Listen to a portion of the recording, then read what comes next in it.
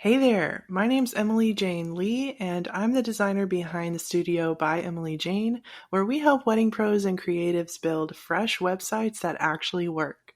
Websites that reflect your personality, your skill level, and your one of a kindness, so your dream clients can't help but notice you. I lead the strategy and creative direction on all of our projects, and I work with a small team of talented folks who support things behind the scenes. But let me talk about you for a moment.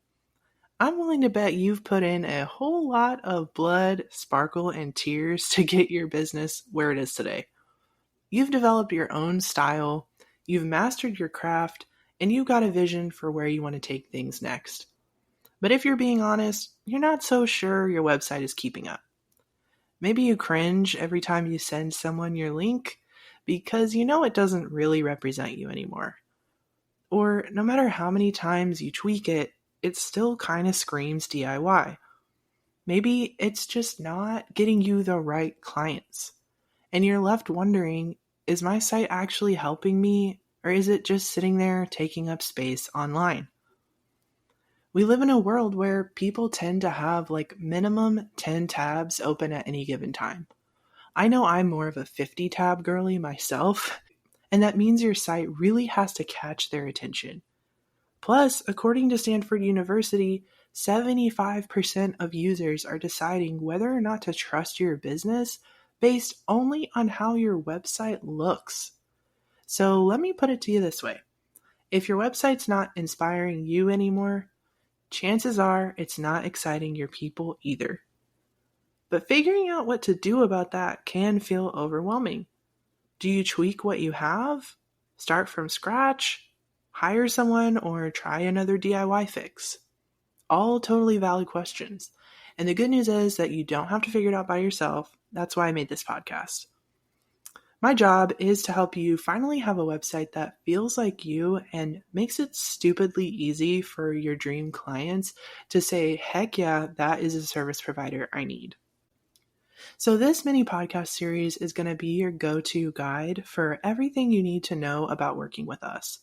Our approach and process, what you need to have prepped if we're going to be working together and when, how to know which website service is right for where you are right now, what kind of ROI you could expect from a redesign, and more. So I wanted you to get all this info at your own pace without any sales call pressure. That way, whether you binge it all at once or take it slow, you'll walk away hopefully feeling fully informed so you can confidently decide if now's the right time to outsource your website and if I'm the right designer for you. Now, let me give you a little background on me and why I do this work. I've been working one-on-one with service providers around the world on their websites since 2019, and before that, I was a photographer. So I like to say that this essentially makes me really good at highlighting my clients' best features and making them look like hot stuff. I've seen how the right website can change how someone is showing up, and I get what it's like to need your business to work for you. I personally have 2 chronic pain conditions, and I'm hella neurodivergent, which means I can't run my business exactly the same way that everyone else does. And I know even if you don't relate to that specifically, everyone has their own unique situation that shapes how they need their business to work for them. Maybe you're tired of offering day of wedding management and you've hit a point where you refuse to take on work that drains you, even if it means saying no more often. Or maybe you're a parent with limited work hours and you need to spend less time in the inbox, educating potential clients on your services over and over again and convincing them to book you. Or maybe you're ready to take yourself out of the day-to-day work so you can focus on new projects, which means it's time to raise your prices and build a team. Whatever your needs and goals are, I believe in building a website that supports the business you actually want to have. And when you fully own that vision, when you stop trying to fit into a mold and instead lean into what makes you different, that's when you start attracting clients who are an actual perfect match.